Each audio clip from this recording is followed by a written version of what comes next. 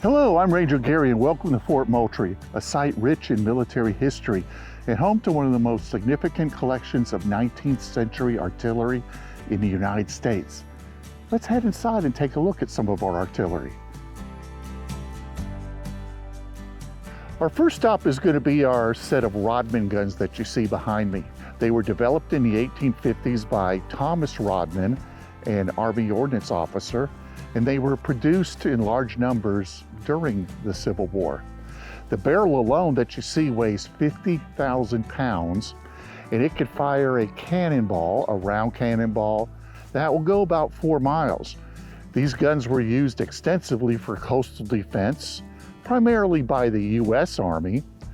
In fact, they were so well constructed and well designed, they lasted in our coastal forts all the way to the 1890s. By then they were thoroughly outmoded, but that's a testament to the well construction and durability of our smoothbore Rodmans. Along this section of the fort, we'll find two 32-pound cannons. These guns also had very long lifespans. There were 14 of them here when the Civil War began in 1861. This cannon could fire a 32-pound cannonball a little over a mile, and a good gun crew could fire one shot every 2 minutes.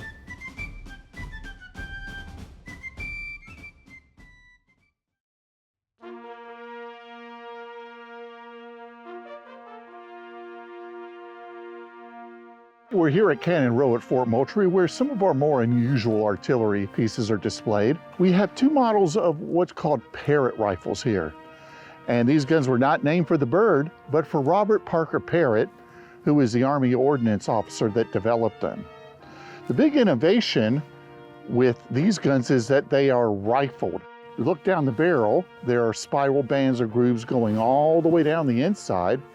And these new guns will fire bullet-shaped projectiles rather than the old-fashioned round cannonballs.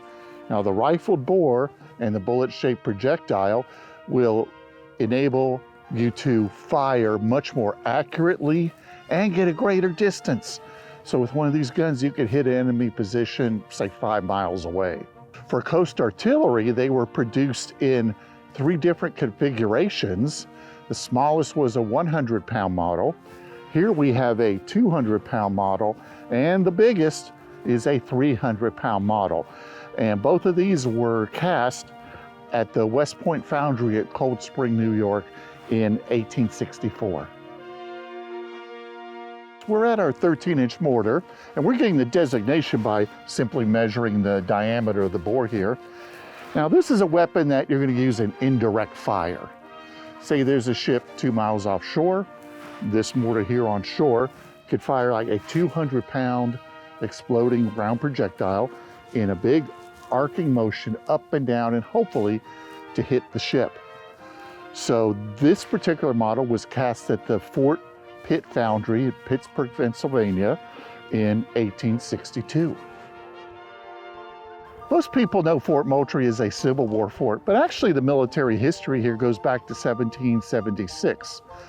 On this site, the original palmetto log fort, under the command of Colonel William Moultrie, the brave garrison fought off an attack by 9 British warships. It was a day-long battle, and at the end of the day, the British warships were driven off, heavily damaged.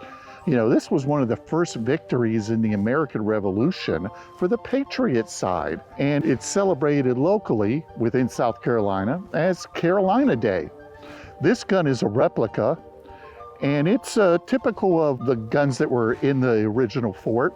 It's a 18-pounder, smoothbore, fires a round paw, about a mile.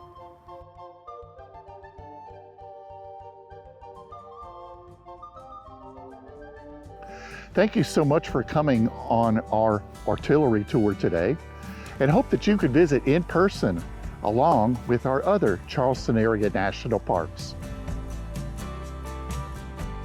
Fort Moultrie is home to one of the most remarkable artillery collections in the United States, showcasing the evolution of American coastal defense over more than 2 centuries. From Revolutionary War era cannons to Civil War artillery and beyond, these pieces tell the story of battles fought, freedom secured, and lives changed. But preserving these irreplaceable pieces of history is a constant challenge. Time and the elements take their toll, threatening to silence these enduring symbols of our past. At Friends of Charleston National Parks, we are committed to safeguarding this unparalleled collection for generations to come.